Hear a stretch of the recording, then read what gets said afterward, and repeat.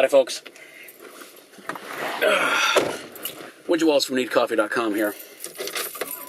Back again for another Wayhomer, our first 2011 film to do a Wayhomer for. And because we are getting off Snowpocalypse, excuse me whilst I turn on the seat here for my camera person so her ass doesn't freeze to the leather. You know that's never a good thing. So this is how this works. I've just left the theater and seen a film, and I'm going to tell you about it on my way home. And the film that we're here to talk about this evening is The Green Hornet.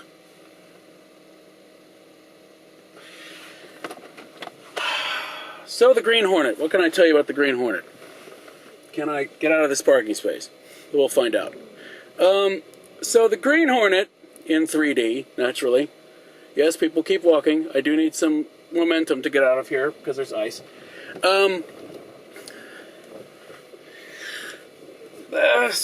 Synopsis first? Okay, yeah, sure, synopsis. Okay, Britt Reed is a spoiled brat, son of a newspaper mogul, and has really done nothing with his life, partly because his father's an ass. Unmitigated. So, when his father, this is in the trailer, I'm not giving anything away, when the father dies, Britt finds himself suddenly with great responsibility and great power, blah, blah, blah. And so he discovers that his dad's mechanic slash barista, Kato, is a bit of a badass, and they decide to become superheroes acting like supervillains and fight crime. That's really it. So here's the drill. I was cautiously optimistic about this, and the reason was that Seth Rogen wanted to play the Green Hornet so bad that he dropped poundage to do it. I mean, serious poundage. That was why he has slimmed down in recent memory, because he wanted to play this role so bad because he's such a big fan of the Green Hornet. And so when somebody shows that level of dedication, you got to give them some respect, right? So respect was given. Even though initially, what was it? Initially the rumor, because this has been going on for a long time, initially the rumor was that the descendant of Kato was going to be the Green Hornet, and then basically the non-Asian fellow was going to end up being the Kato, the sidekick, which would have been awesome. I think they talked about Jet Li and Ray Park or something like that. Anyway, flash forward to the present. You had Stephen Chow, who was going to do it for a while, and Stephen Chow did Kung Fu Hustle, and he was going to direct and be Kato, and then I think he was just going to be Kato, and then he just pulled out of it completely. Nice. So so we're left with Seth Rogen, and I believe the guy's name is Jay Chow. I think that's right. He's playing Kato currently, and Michelle Gondry is doing the directing. Now, I was cautiously optimistic. Again, I like Gondry's work. I like, I liked Seth Rogen's thing. And then the trailer came out, and it became evident that they were making this into a comedy. Now, something has happened that as I was sitting there, because I was so bored I could think about other things in the movie, I was trying to think, has there ever been a time when I wanted the hero to die so badly as in this film? No. No. In no superhero film have I ever wanted to root for the villain.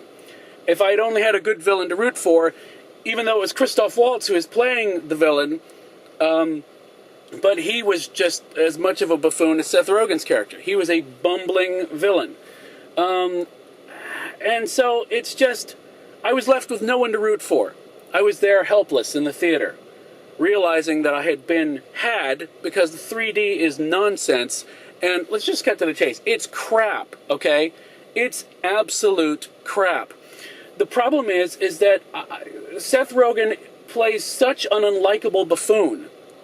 He is so unlikable that you want him to die. You want him to get his ass kicked. You want him to get shot. You want terrible things to happen to him. And this is from an actor that I have nothing against. It's just the character. It's so hideous that he just needs to die quickly.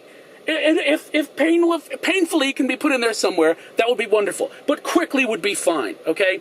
I was hoping, there was a sequence in there where I thought, oh man, if he dies and this turns into Kato the movie, that would be awesome. Because I would love a movie about Kato, because Kato is an interesting character, culture, defined, whatever else. I'm like, Seth Rogen's character, I wanted him to die. Have I said that? Probably about 15 times. As Despia was quick to point out, they want to help people in the movie. I'm not spoiling anything. In fact, I don't care if I am. They help a total of 2 people, okay? They help a total of 2 people throughout the rest of the movie. Otherwise, it's just breaking cop cars and blowing up shit and stuff like that. It is utterly pointless. And that's it. I mean, that's it. It's a shame because the car is cool. Kato is cool. The fight sequences aren't bad. I mean, the whole tracking thing was making me think, is Kato a Terminator? I don't know what's going on. But that was decent. But the fact is, I just didn't. After the first hour, I just didn't give a damn. I just wanted it to be over. I mean, I didn't even stay for the closing credits. I always stay for the closing credits. I was so eager to be out of there and get on with my life. And the 3D, like I said, it's pointless. There was basically the closing credits were cool in 3D. The rest of it, I could have done without. I could have seen that in non-3D and not missed a thing. So that was pointless. Yeah, the plot makes very little in the way of sense. And you'll wonder why, if a car has a fax machine, doesn't it have a USB port? I mean, I had time to think about things like this because I was so bored and just ready for it to be over. It is ludicrous. Now, yes, I mean, I understand they wanted to make a superhero comedy. But on one hand, you say, well, you know, why did you change the Green Hornet so much? You needed the name recognition, but the name recognition, nobody knows who the Green Hornet is. If you're lucky, they remember that he had a crossover with the Adam West Batman. That's about it. So what is the name recognition good for? Why didn't you just make up your own superhero and go with it from there? I mean, it would have been the same difference. And considering that they released this on, January? I think the studio agrees. They're probably thinking right now, I wonder, I hope we didn't pay a lot for this property. Oh, damn, we've completely screwed it. I'm hysterical with how bad it is. So, calming down, taking a deep breath. Like I said, some of the effects were interesting, the car was interesting, Kato was interesting. It's because of Kato that I struggled. I held on to this for you, Jay Chow. I hope that's your name. I hope I'm getting it correctly. That's why I'm giving the film a half a cup. Otherwise, I would have gleefully given it a stain. But the guy was there. He was doing the best he could with really awful material, and he deserves better. He does not need to be singing along with Gangster's Paradise. I mean, I'm sorry that, there were so many things that took you out of the film. That was one of them. Really painful deaths was another one, just out of nowhere, completely out of keeping with the rest of the film. I'm sure that at some point somebody will edit this into Kato the movie, and I would love to own that on DVD. This I could really seriously do without. So, I think I've touched upon all of the badness and the few good things. Just utterly ludicrous. And seriously, if Seth Rogen, the best thing that could have happened is your character could have died at the first available opportunity, and Kato could have become the Green Hornet, and it would have been an awesome film. Instead, you have whatever it was you thought you were doing. You wrote this, so you must have known what you were doing. And if so, please don't be a fan of anything I really like. Please. I'm depressed because I was hoping for something else. I was hoping for a good movie. Let me make something clear. It makes it sound like that I was expecting Dark Knight or some nonsense like that. No, I was expecting a good movie. I came into it knowing that it was going to be a comedy, and I was willing to go with it. But there's a difference between being a comedy and being an unlikable idiot that I go from being, okay, I'll tolerate you, to please die horribly.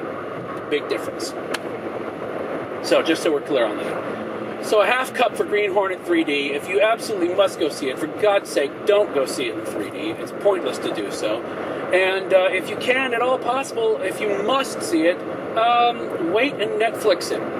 Because you'll have already paid for Netflix, and that way you really won't be putting any money into their pockets, and they won't consider doing a sequel, which they really shouldn't do unless Seth Rogen's character dies in between the two and Kato becomes the hero. I would be totally fine with that. Anyway, so there's the Wayhomer for Green Hornet 3D, and I feel better. I feel like I've expunged the evil from my system. And I hope some of you will avoid this based on my recommendation. And if you do go and you like it, hey, more power to you. But if you do go and you hated it, just remember, I tried to warn you. So anyway, Switch Walls, needcoffee.com. What a way to start the year. Hopefully we'll have something better soon. Hopefully. Until next time, we'll say bye.